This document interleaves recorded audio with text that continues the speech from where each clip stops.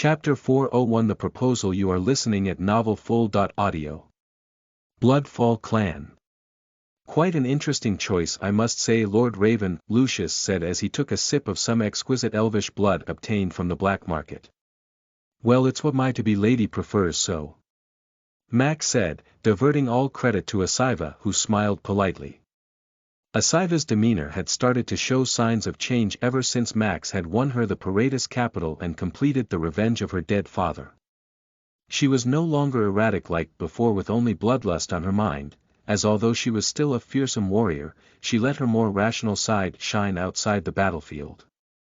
Today, she was accompanying Max and Lucius to dinner with complete etiquette and politeness, which was unlike her nature, as she started to view herself more and more like a lady, with Max agreeing to marry her. Politely smiling towards Lucius, Asiva said, "You should have looked at the other choices, Prince Lucius. The people in charge of thinking the names were quite the characters." Lucius chuckled loudly. Since he was still a teenager, he did not have the best restraint over his actions like the older vampires did. The dinner atmosphere was pleasant despite Max being very vigilant of Lucius, as he felt that the young prince was definitely up to something.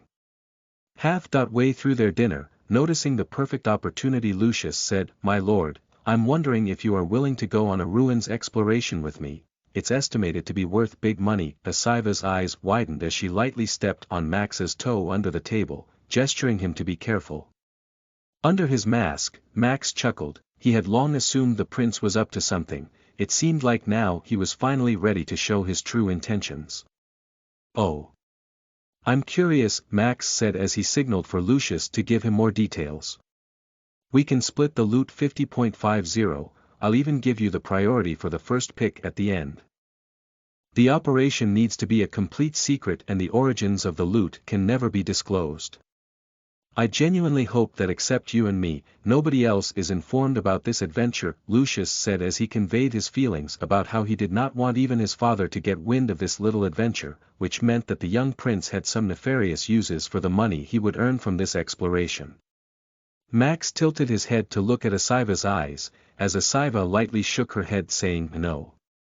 "What is the risk in this exploration?" Max asked as he looked back towards Lucius, who was frowning slightly after seeing Asiva's subtle no. "Unknown, but the scope is wide, so we need at least 100 people to explore. It should take us about 5 days if there is nothing serious. If we find hidden rooms or places we can't access within those 5 days, then its full access would be given to you. Since your ceremony is set after 7 days, I think it's the perfect activity for you to fill up the time," Lucius said as he tried to convince Max. "Just out of curiosity, how many men will you be bringing out of these 100? Max asked, as he knew the precise answer in his heart. 4. Lucius eventually said lightly as he grit his teeth, understanding that Max had picked up his sore spot. Rho alpha d alpha n. New, don't you think the loot distribution is a bit skewed, my lord, considering that my side takes more risk?" Max said amusedly as he bullied the little prince. "What do you suggest?" Lucius asked with a visible frown on his face as the teenager wore his feelings like a badge. 60.40 in my favor, plus 2 priority item picks. I'm being generous here, Prince. My time right now is actually very valuable. I have a million things to do for my territory, and ruins exploration is not one of them," Max said as he expressed his goodwill towards Lucius and ensured that the other party understood that there was no room for negotiation. Asiva stepped strongly on Max's foot at this moment. She strongly disagreed with Max's decision to make a deal with an Aurelius. If he found something illegal there and did not report it to the king, there would be trouble for him. If somehow Lucius died there, it would mean trouble for them. If everything went well and Max helped Lucius obtain considerable artifacts and funds, it would be seen as him favoring Lucius in his succession race. Regardless of the outcome of the exploration, it was sure to bring problems to the Bloodfall clan, and Asiva wanted to avoid them. Unfortunately for her, Max did not seem like he wanted to heed her advice. "Fine, I accept," Lucius eventually said after sighing deeply, as although he felt like he had made a loss on the deal, he did not think he had any other options but to agree with Max's conditions for now. Raising his glass, Max said, "Cheers," as Lucius clunked it with a half smile before both men drank their glasses of blood.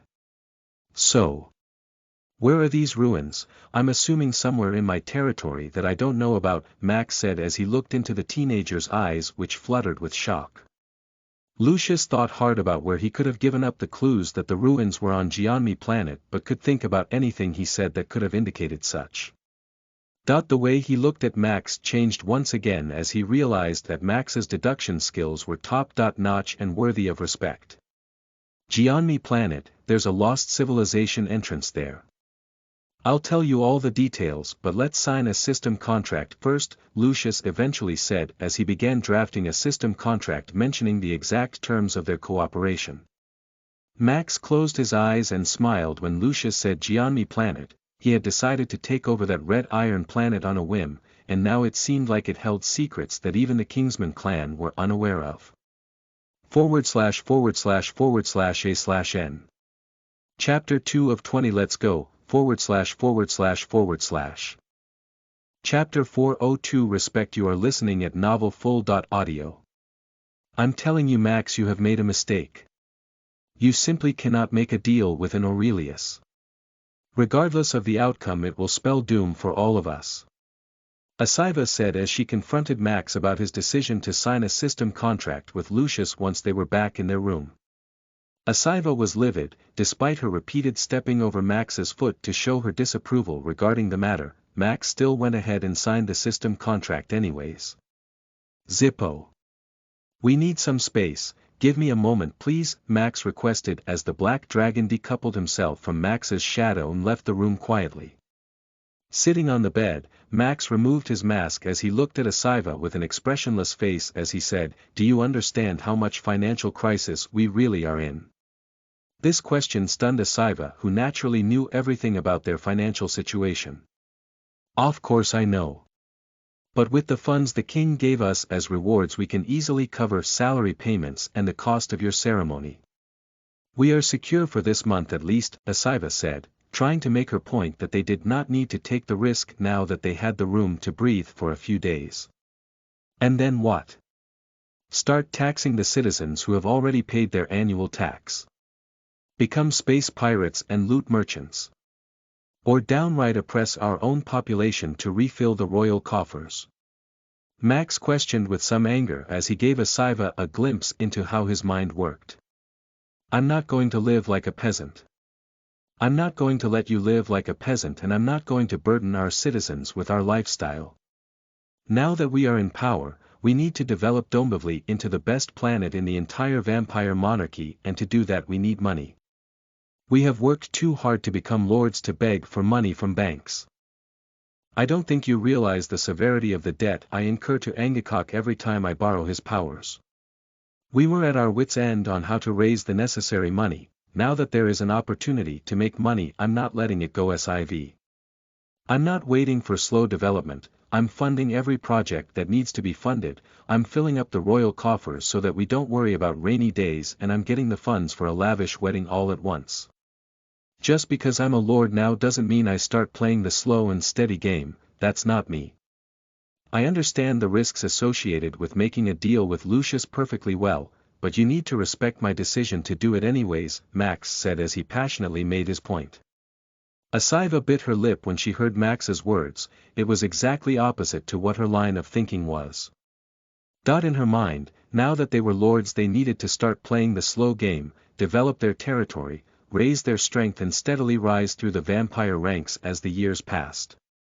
However, since Max had made his mind on the matter, she could only reluctantly agree to his decision now. Meanwhile Vega, Vega laughed out loud as he read the report documents on what the intelligence agencies thought about Max, Rajput and Raven. Vega could imagine Julian scratching his head over the situation, as that thought itself brought him immense joy that he had not felt in over 20 years.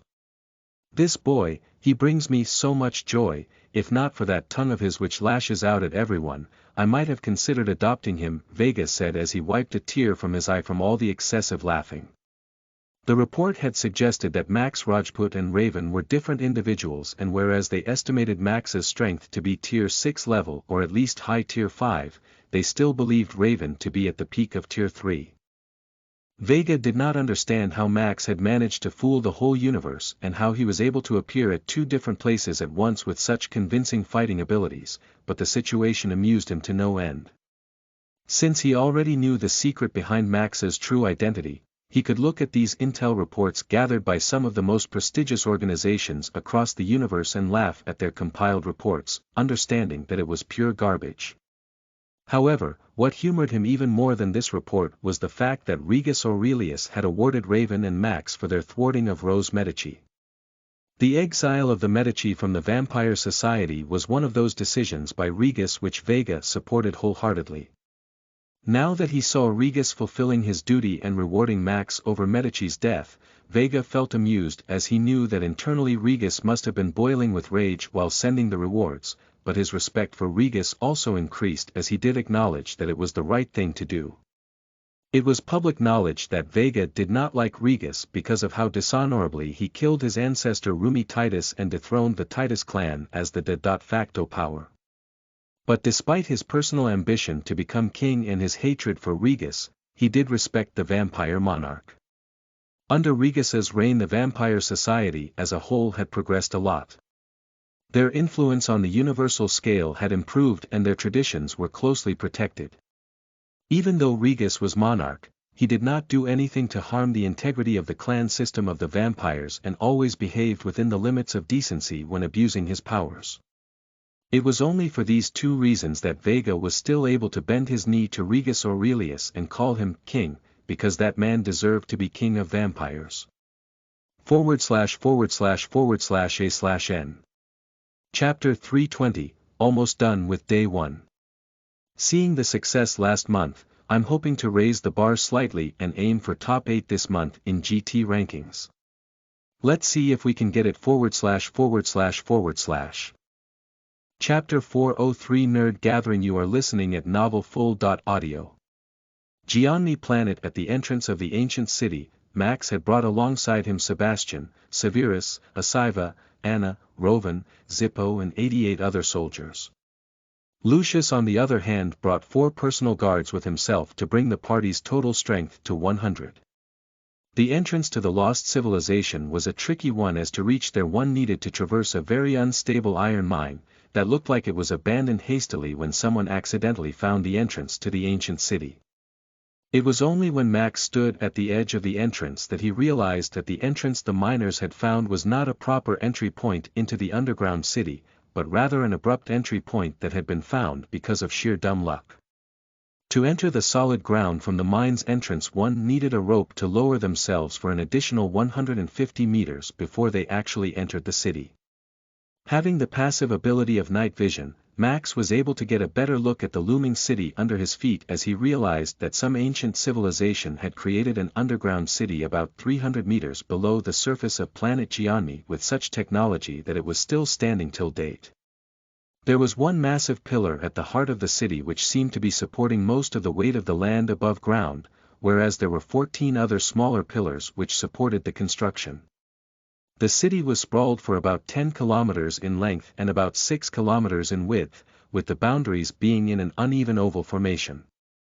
There were small weird light sources in the city which reminded him of bioluminescent plants that grew in Earth's ocean, but overall it was pretty dark.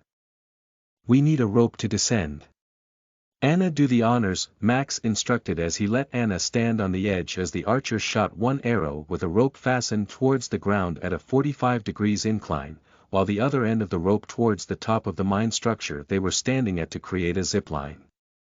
After checking the zipline for weight and sturdiness, Anna slung a piece of cloth over the zipline and was the first explorer to slide right in.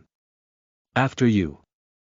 Max signaled to Lucius, who jumped right after Anna as his 4 guards followed him, before Max and the rest followed. System notification. You have entered Special Zone, the secret gathering city of the Abyssal Magi, Varenstadt, Special Zone. Max wondered as he wished to check with Drax if he had any knowledge about this location. Special zones are places where the laws of death are applied selectively. It's a domain created by special mages in the ancient era. Here, those given special connection to the city's core can never die within the city's domain, as the city core will collect and preserve their soul, essentially working as a system designed safe zone. However, other people can die normally. Drax informed Max as the old AI had quite a bit of knowledge about the working mechanisms of this age because it was from the period when he was actively serving Lord Agni. During the ancient era, the Magi were a crazy bunch who pursued truth and knowledge like madmen. Such ancient cities were designed so that Magi who had not yet reached Tier 6 did not have to worry about death in a short time and could patiently complete their research projects even if the projects lasted for centuries without fearing death. Such cities were usually controlled by a Tier 6 or 7 Magi, and the cost of staying here was extremely high.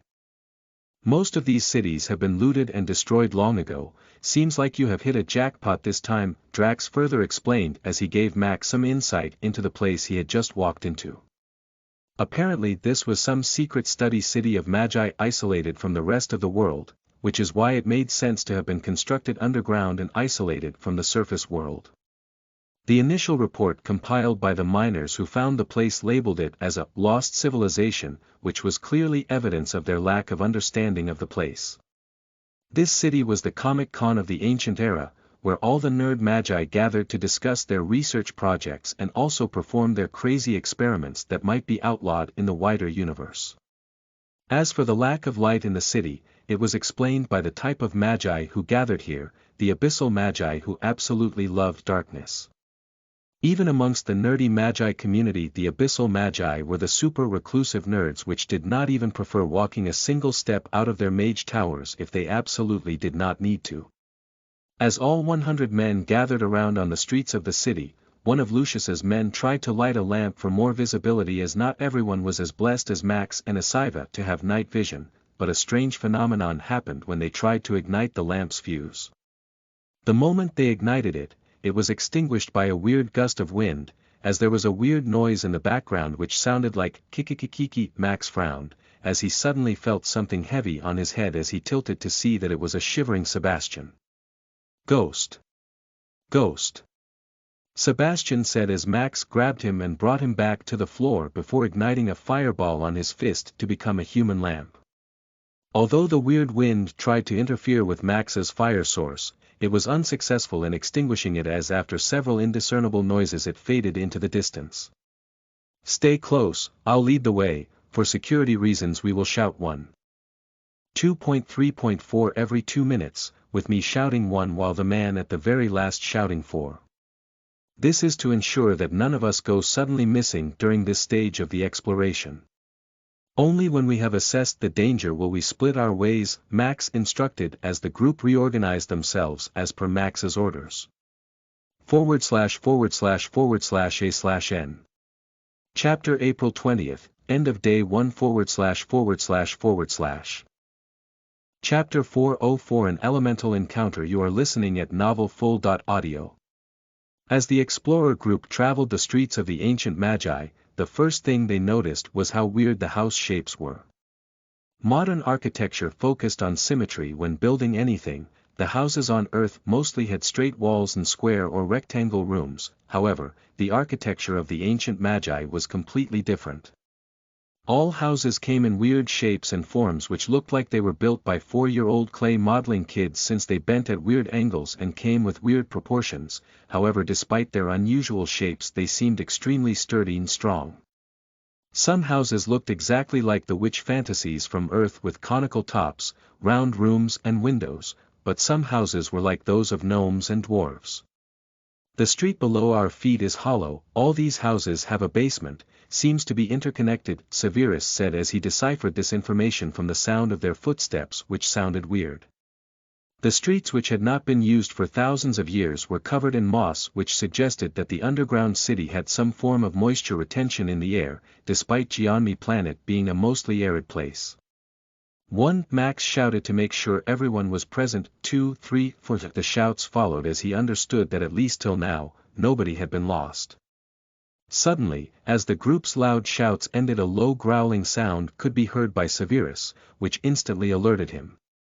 "Grrrr, there is something alive in that house ahead, we need to be careful," Severus warned, as Max instantly used scan, but to his absolute dismay he could not find anything living in his surroundings.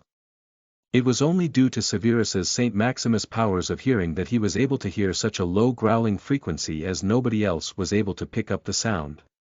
"Watch out!" Lucius suddenly shouted as Max instinctively ducked.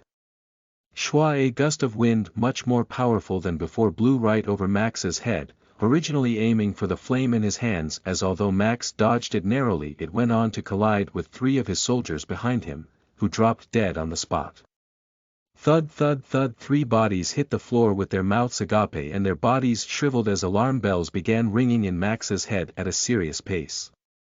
He did not see anything in this attack, as the only sensation he felt was a gust of wind, but apparently it was strong enough to kill 3 Tier 3 soldiers with one sweep.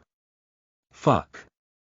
Oh Lord of Cowards, save me," Sebastian said as he shivered at his knees, regretting his decision to follow Max into this spooky place immensely. Max extinguished the flame in his hands and activated his skill, Way of the Wind, as it was the only way he felt he could detect the incoming danger. Closing his eyes, Max relied purely on the disturbance of wind to determine things in his surroundings, as he could clearly feel a thick mass of wind shaped like a half-angel with wings and half-horse facing towards the group in the sky above. "Elemental creature," Drax said with a shocked voice within Max's head, as Max instantly recalled the corresponding knowledge about such creatures that he had read at the University of Nourishment for Young Talents library. An elemental creature was born in places where the laws of the universe were disrupted unnaturally. They had no physical form and were immune to physical damage and could potentially be converted into pets if one had enough strength. But battling them was incredibly difficult, and they were one of the rarest creatures in the universe since they had no ability to procreate, nor were the conditions of their birth easy. In the library book it was stated that the total number of elemental creatures known to exist in the universe did not exceed 10,000, with the strongest of them being the summoned of Emperor Cervantes, a fire spirit with strength equal to that of a god. It's an elemental spirit, very strong, at least tier 5 in strength. It's impossible to see it with the naked eye, it's completely blended to the surroundings and seems to be a wind elemental spirit, Max said as he informed the group about the unknown enemy. Clicking his tongue, Lucius said, "How many of us can detect it?" Lucius was naturally a very talented warrior, having been tutored by the best teachers available in the vampire clan. However, even he could not detect this spirit, which made him feel like there were not many within the group who were capable of detecting it. Eventually only Max and Sebastian raised their hands, and having a clear understanding of their abilities to deal damage to bodies with no physical form, Max said, "It's best if we back down, it seems to be guarding something in the area, this is not a fight we can easily win, let's try to go to the center using a different path." Lucius thought about it for a while and then nodded. They did not need to take unnecessary risks so early into the exploration, so he agreed to Max's suggestion. "Let's back off," he said as the group slowly took steps away from the elemental, with Max guarding against its advance cautiously. Thankfully the half-horse half-angel elemental did not seem interested in chasing the explorer group away, as the 97 people alive were able to retreat safely. Going back to the part where they landed, the group spent 20 minutes trying to circle the periphery, before restarting their journey towards the center, this time with added caution. The ancient Magi city was more dangerous than one thought it would be, especially if there were semi-alive creatures wandering its streets till this day. //////A/N Chapter May 20th, The Start of a New Day, Let's Go. This chapter has been sponsored by patron Cervantes91, please thank him in the comments for this one /////. Chapter 405 Zagarath. You are listening at novelfull.audio. Once they began their second approach towards the center of the Mage City, Max took an extremely cautious approach.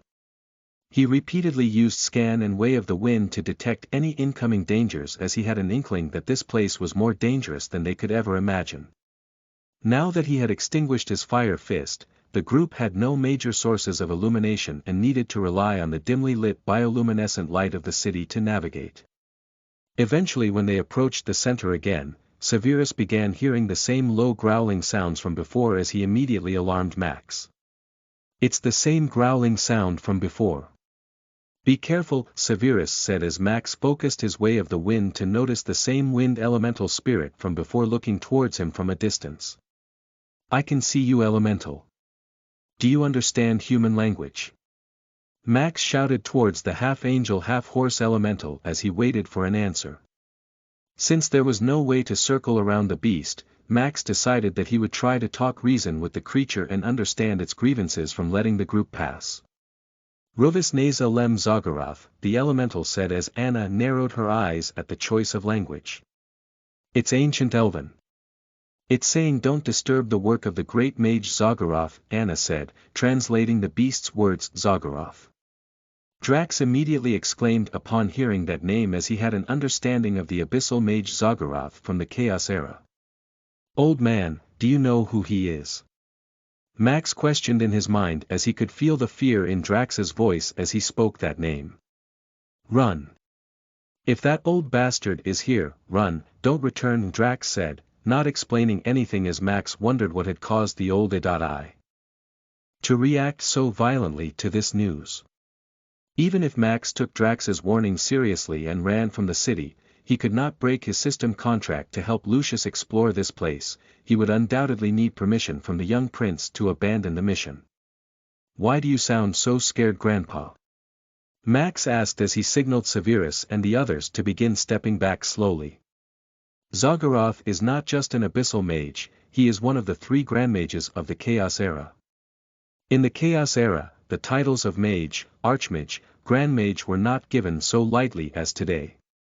To become a mage, you needed to defeat an official mage in battle while also contributing a new important research to the Council of Mages. To become an archmage you needed to be at least tier 6 and have advanced mastery over at least one tier 6 spell. To become a grand mage, however, you needed to defeat 15 archmages in battle of the same or higher tier without using any divine spells while also creating a new school of thought. The Grand Mage stood at the pinnacle of Mage Council and only 1 in 100 billion mages could ever become a Grand Mage. The school of thought that Zagarath established was called the God Killer Society, a bunch of crazy mages whose experiments were focused on how to restrict the divinity of a god and make them mortals. Everyone thought that Zagarath's school of thought would never amount to much, but during the height of the Chaos War, he displayed an ability which made even the monarchs and my Lord Agni tremble in fear. A spell he created called Divinity Constraint was an ability that could create a barrier so strong that not even tier 8 monarchs could put a dent on it, even if 100 of them tried to do it together. There was widespread fear amongst all gods, that if he perfected that spell and managed to transform it into Divinity Prison, it would become the ultimate bane of all gods. Thankfully, Zagarath never mastered that ability and had suffered a terrible loss when facing the neutral god of death Hades. His creation, the Divinity Constraint, was later found and recorded by the Universal Queen, which she modified to create the barriers of the arena of the gods. Max's hands began to tremble as he lost all rational thoughts. A story began to pop up into his mind regarding the circumstances of his brother's death as conveyed to him by Patricia one night. Wasn't Lucifer allowed to bypass that barrier by the Queen and allowed to backstab his brother? Wasn't this the same barrier that prevented everyone else from interfering? Wasn't this the barrier that did not allow his brother to escape and forced him to fight Lucifer right after he had killed Thor? Wasn't this the same barrier that was in part responsible for his brother's death? Calm down, boy. Don't make stupid decisions. Drax warned Max as he could feel the bloodlust rising within Max's body. Inferno, turning to face the elemental, Max suddenly decided to attack as he unleashed the Inferno attack. Vameso di frac, the elemental said angrily as he charged towards Max. The rest of the group was taken by surprise by Max's abrupt decision to charge towards the elemental, when he was the first one to take the initiative to back down, but looking at the fierceness with which he battled, it seemed like he hated the elemental creature to his bone. Fire spell after fire spell, Max went absolutely ballistic as Lucius stared in horror at the never-ending mana pool of Max and the speed at which he conjured spells. His mastery of Fireball is perfect, his mastery of Fireblast is perfect, his mastery of Inferno is also perfect, how did he master so many fire spells at such a young age? Even my father with all his countless years of existence only has 3 spells he has brought to perfect mastery, yet Raven also has the same level of mastery at his puny age. How is that possible? Lucius watched shockingly as Max seemed to battle with nothing but air, but at the moments where his spells were blocked or his attack hit their mark, Lucius saw a vivid outline of the creature he was fighting, which made him realize that there was indeed an opponent that Max was facing. /////A/N. Chapter 620, Enjoy. ////. Chapter 406 The Hound. You are listening at novelfull.audio. Sebastian watched Max's fury with a dazed expression. Apart from Max, he was the only individual in the room to have learnt Way of the Wind, which helped him lock onto the figure of the wind elemental. To say that the wind elemental was fast was an understatement. The wind elemental was so ridiculously fast that Max doubted if Anna could even hit him with her fastest arrows, but Max refused to let that stop him as he burst through with incredible agility while attacking his opponent non-stop. Although Sebastian did not understand the exact specifics of Max's fire-related powers, he did have a rough understanding of its use. However, today his worldview was shattered as he saw Max use combinations and fakes to make the wind elemental dance to his tunes, only to pre-meditate where it was going to be a second later to blast it accurately with an attack. The level at which Max suddenly began fighting was unreal, as not only did he shoot out fireballs like he was throwing pebbles at the enemy, he also moved erratically while doing it, making it difficult for the elemental to predict his next move. As to the reason behind why Max suddenly became so enraged, Sebastian had no idea, but in his understanding of Max the only thing that could rile up his friends so much was if it were something related to his brother's death.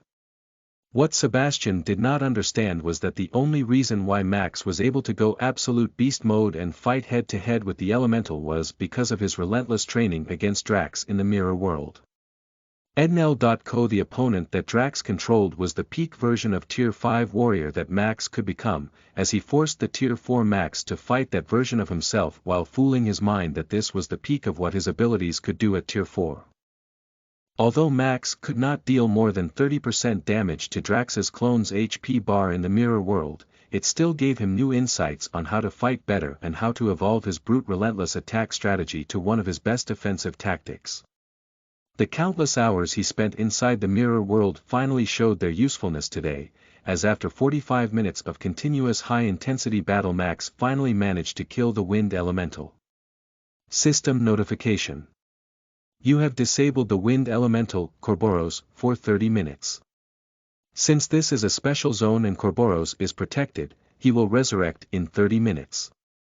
No EXP is given for the kill. No rewards are given for the kill. Max, who was panting continuously, saw the system notification and frowned. He had fought such a fierce battle, but it did not even give him EXP. The worst part was that the half-horse would resurrect in a few minutes. Come. Max said curtly and with arrogance, as at that moment not one person had the guts to question the decision of the madman who had fought off the elemental like a beast while all of them just stood admiring like ducks. Lucius, who was trembling inside, walked behind Max, was panting heavily as he walked.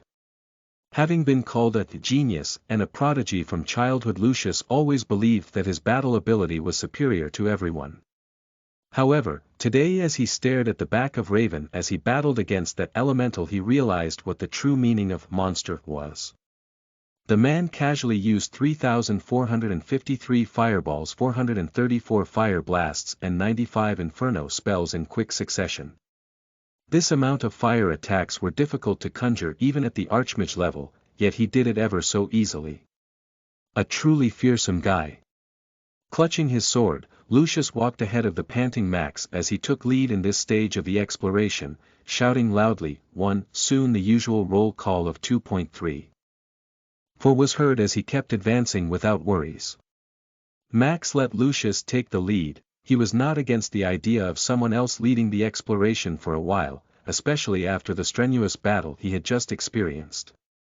Soon, the group reached the center of the city, where a massive mage tower was built, but as they approached it, they clearly felt a corrosive aura that seemed to devour their vitality slightly.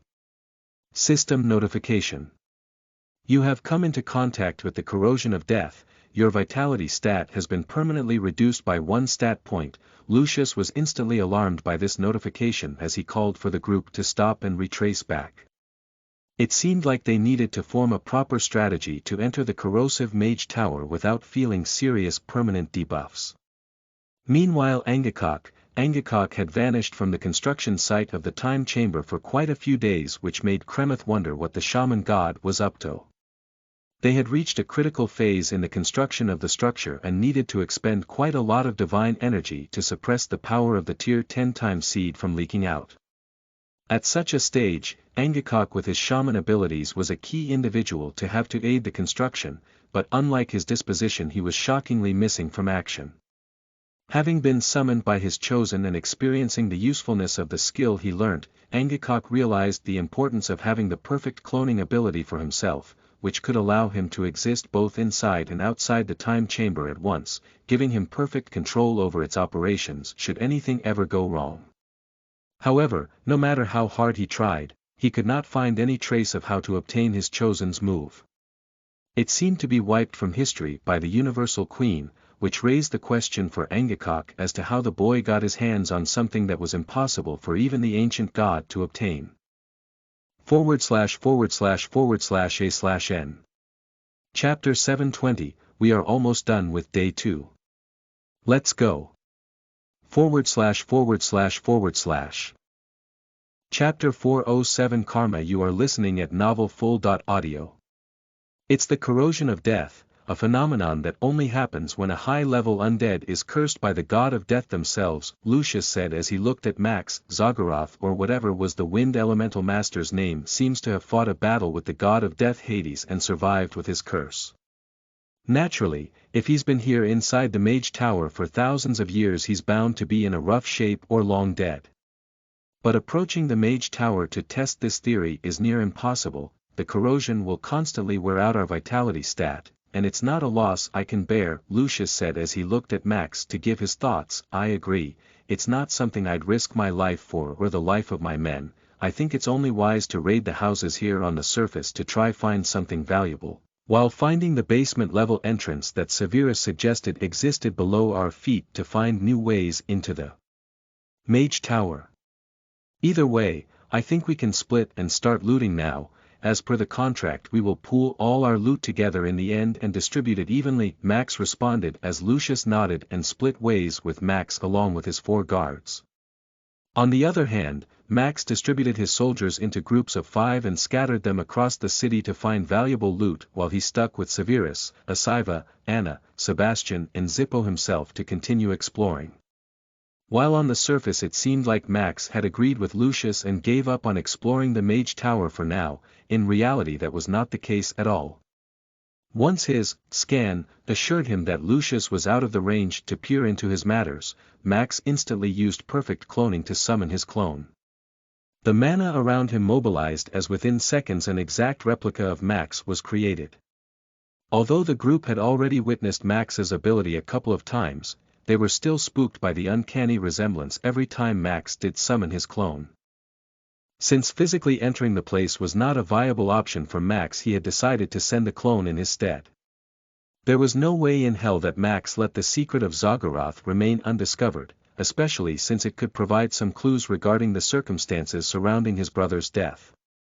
The only reason why he pretended to agree with Lucius was because he could not let that prince find out about his cloning skill. Go in, find out everything and come back to me alive. I need to fuse with you this time to gain the memories of your experience even if it might cause me a headache, Max instructed the clone as he sent it inside the mage tower. If his calculations were right, the clone could survive the corruption for about 12 minutes before he would need to bail out. His only hope in such a situation was for the clone to manage to discover something useful within those 12 minutes. Meanwhile Roya, the former Prince Roy, cried brutally after recalling the ordeal she faced today. She had her sex forcefully changed from female to male and had started to be given secret training by Red Umbrella Group on how to pleasure men. Initially she did not think much of it and harbored plans of running away at the first opportunity that presented itself, but her thoughts to escape were shattered today after she experienced something traumatic. Today was the first day where she was made to serve a real customer, and although the job details only required for her to do hand services, things quickly spiraled out of control for her. Before today, she only had to train with Red Umbrella employees who were clean and had some sympathy for her learning curve. But today the first customer she served was fat and had a large bush covering his stick. Roya did not feel like serving him at all, but reluctantly she did wrap her hand around it, albeit only after turning away her head in disgust. The man kept shouting lewd encouragement and demeaning remarks about her chest and her pretty face, which made Roya feel very uncomfortable. However, she hit her boiling point when the man insisted that she put her mouth around it to service him. Roya outright rejected this request, and when the man tried to handle her, she used her tier 3 strength to quickly suppress him as she broke his arm. Roya felt quite smug hearing the man cry in pain as the Red Umbrella security swept in to perform damage control. Roya thought that the man would be punished to have made a move on her and that she would not be blamed for the matter, but the reality of the situation turned out to be quite different. The man was actually some big-shot merchant and a regular of the group, and somehow the higher-ups decided that the best way to settle the matter was to force Roya to please the man with her body. Roya rejected the idea vehemently. She did not wish to be a part of this compensation plan, but unfortunately for her she was forcefully fed pills that temporarily blocked her mana circuit and dropped her strength to that of a tier 0 individual. What followed was a very painful night where she was violated by the merchant, used for his pleasure and slapped around mercilessly, as the once mighty Kingsman clan heir could do nothing but take it. It was only when she was back in her room in the morning that the tears started to flow and the trauma of the experience started to truly seep in. However, the trauma was caused less by the fact that she went through this experience, but more because of the fact that she realized that not more than a month ago, she was also like this fat merchant. Her past treatment of her whores as a man was no different from how the merchant treated her today, as she finally understood the true meaning of karma. The experience was both traumatic and eye-opening for Roya, who was now on the cusp of undergoing a metamorphosis. ////A/N. Chapter August 20th, end of day 2 // Chapter 408 Loot. You are listening at novelfull.audio. The clone ventured into the Mage Tower and frowned at the effects of the corrosion. The Mage Tower built here was way more complex than the one built inside Dombivali City, with there being a 100 times more patterns per square foot of every surface inside. The runic inscriptions inside glowed with a purple hue and it seemed to have 80 floors in total. The mana concentration inside the Mage Tower was 100 times thicker than outside, and if it was not corrosive in nature then it could become a great training ground for young mages who could recover their lost MP quickly and keep on practicing. 12 minutes to explore and 1.5 minutes to get back. The clone calculated based on how quickly he was losing vitality stat and saw his HP bar shrink without his HP being actually depleted.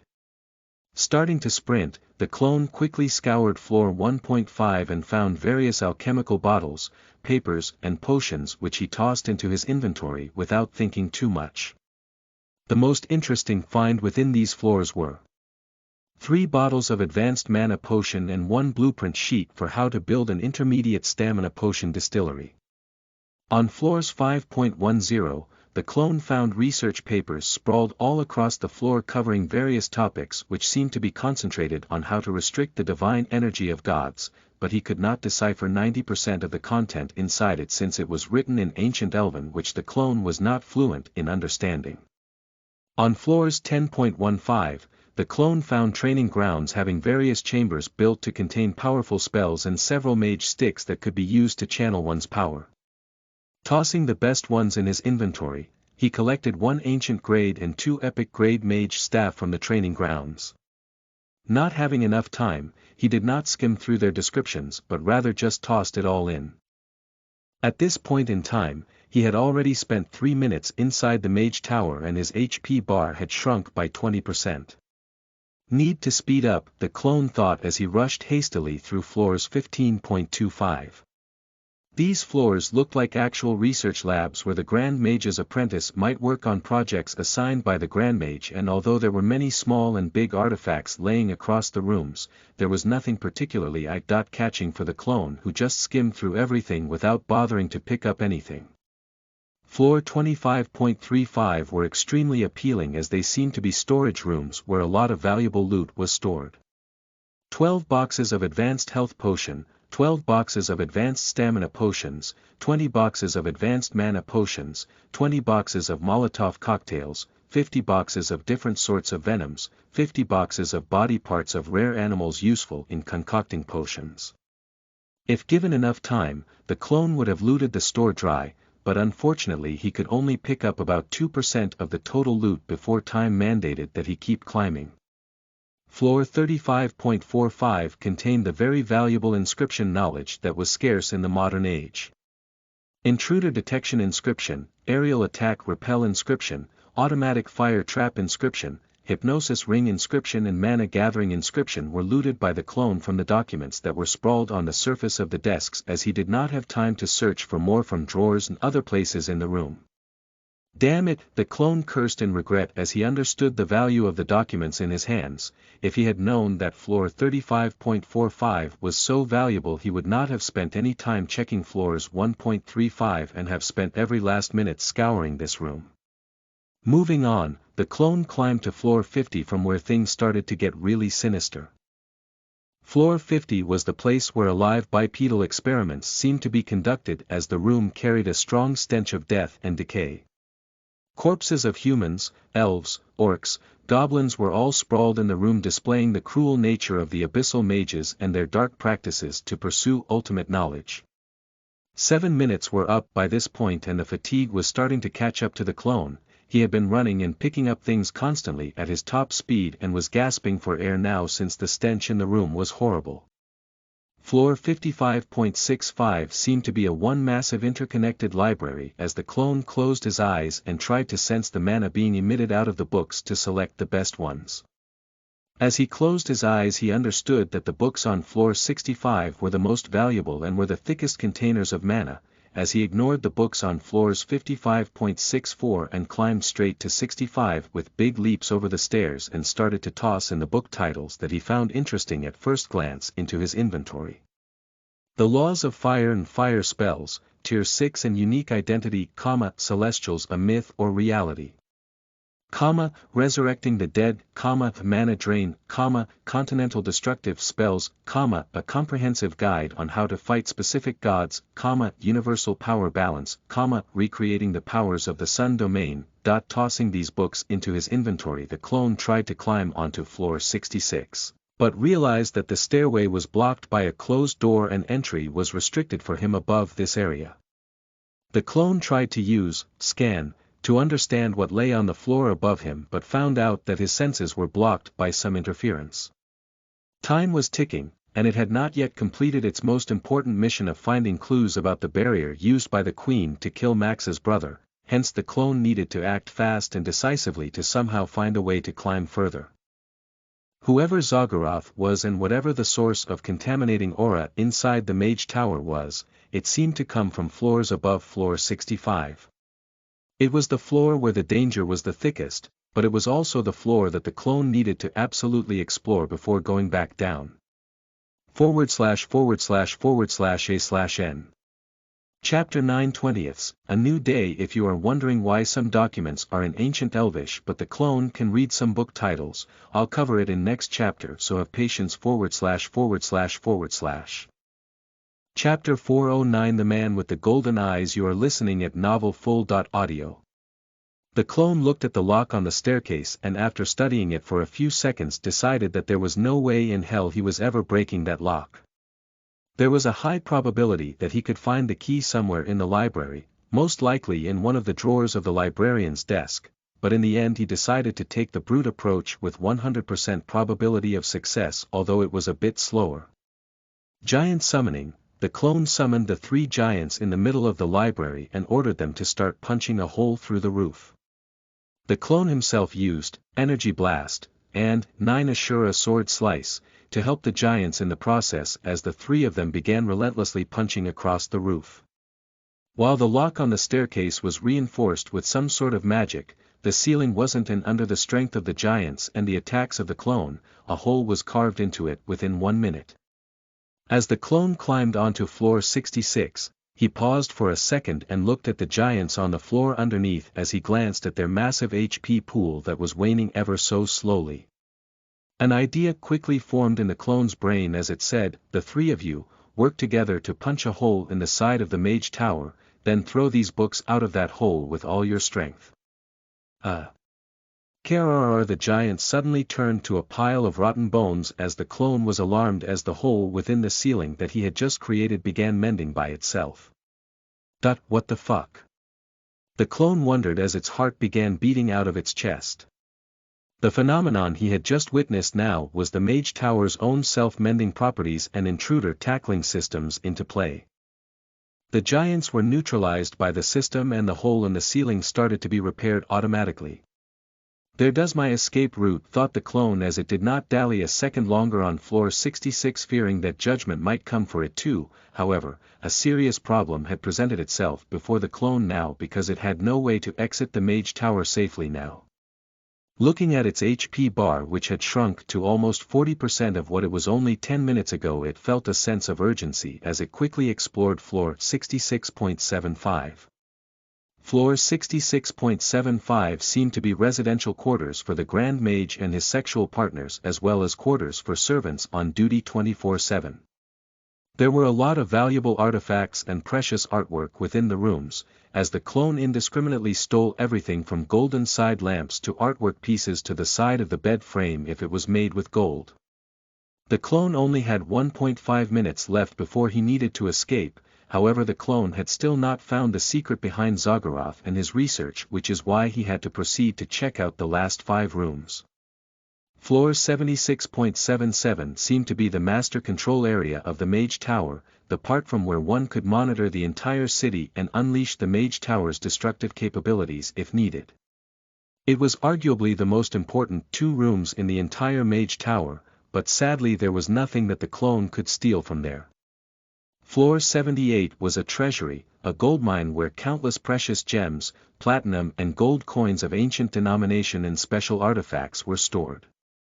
In total the clone raided close to 25 tons of gold, 1 ton of platinum, 300 kilograms of rhodium and 40 kilograms of ruby, sapphire, blue quartz and other gems. In addition to these he found 3 artifacts of immense value: Truth Orb, Ancient.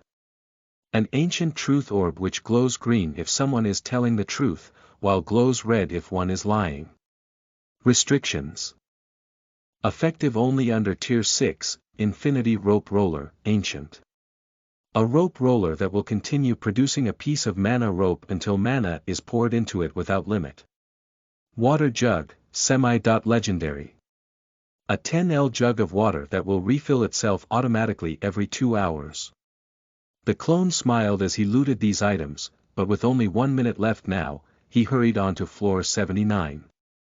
On floor 79, 4 bodies that had not yet fully decomposed sat leaning against the wall with a weird mass of flesh which looked like tree roots growing out of their brains and disappearing into the wall behind.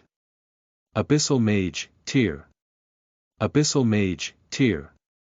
Abyssal Mage, Tier. Abyssal Mage, Tier. The clone tried to scan their identities but was unable to determine anything except their class, which was Abyssal Mage.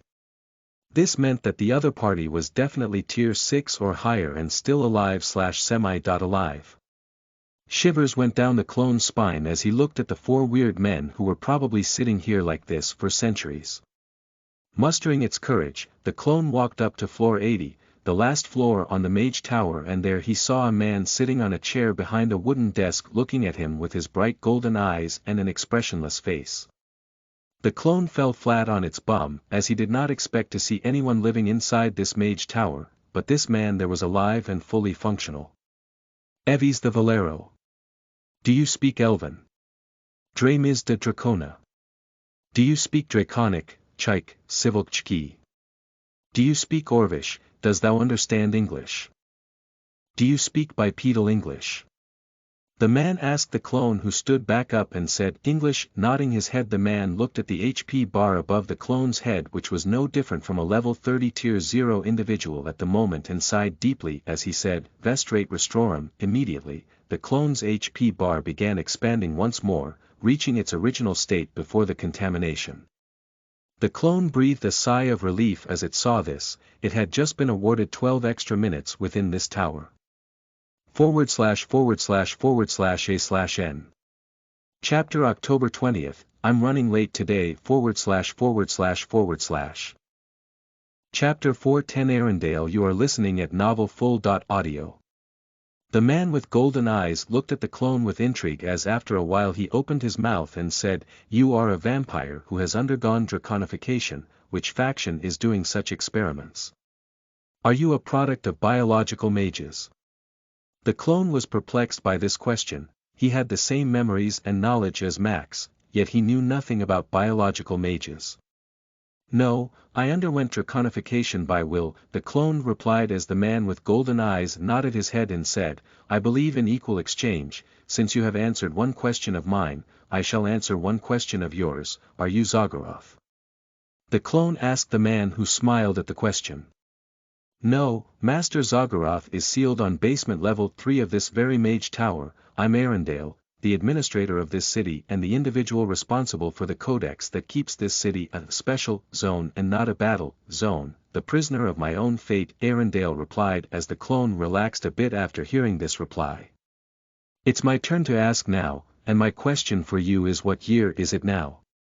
Although I'll never be able to see it with my own eyes, I wish to hear some tales about the outside universe, Arendelle requested as the clone pursed his lips and began explaining. Arendelle was shocked to know that nearly 5 millennium had passed in the outside world and that the state of the Magi in the universe had become deplorable. New monarchs had taken central stage and the dynamics of the new world were very different from the old one. Satisfied after hearing the clone's reply, Arendelle sighed as he said, Thank you for your answer. You may ask me 2 questions in return. What happened here? What do you know about the method to seal gods? The clone asked without any hesitation as Arendelle smiled and began contemplating the best way to answer this question. As a mage with values, Arendelle strongly believed that every word he used must be meaningful and every conversation he engaged in must be thought-provoking and useful. He did not wish to talk aimlessly, which is why, just like all the mages of his era, he cautiously organized his thoughts before replying to the clone's question. What happened here is that we became slaves of our own creation. Long ago, this was a flourishing city where abyssal magi with some skill gathered to exchange pointers and information. It was a safe haven and a secure place to research and grow, but everything began to change once Master Zagoroth fought the god of death Hades. Master had created a seal so powerful that even tier 8 gods could not scratch it. However, blinded by his own ego, Master dared to make the god of death himself his prey, and the result was disastrous.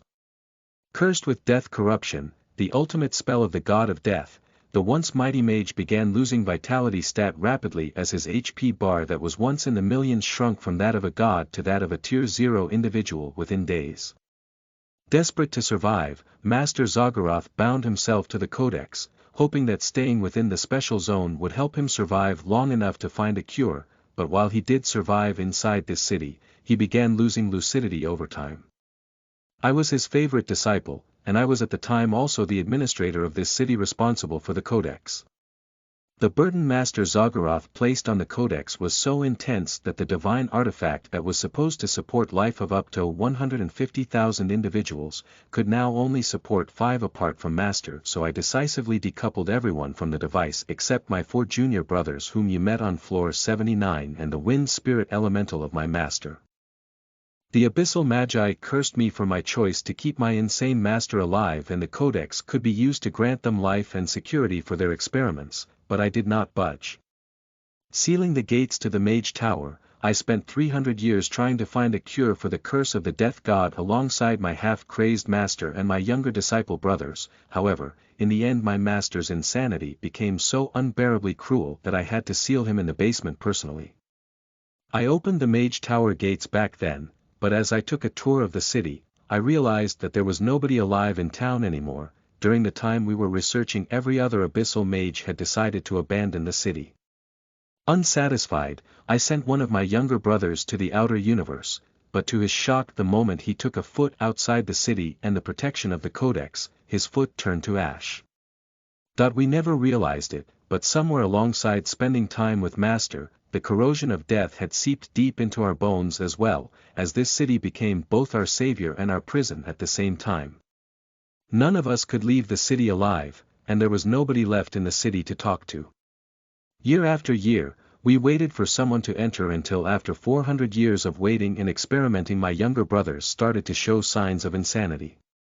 I created a dream world for them, and linked their brains to a world that seems real. Even today they spend their times living normal lives in that dream world, but I never joined them in their endeavor and chose to seal myself on floor 80 of the Mage Tower, only to be woken up when a visitor crossed the 65th floor mark.